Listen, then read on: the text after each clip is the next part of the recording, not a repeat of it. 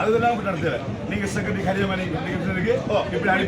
தனிப்பட்ட அழைச்சி பார்க்கல புத்தி வரலாமா அனுமதி இருக்காது நீங்க இந்த கூட்டத்தில் இருந்தால் நான் உங்களுக்கு வேற எக்ஸ்ட்ரா எடுப்பேன்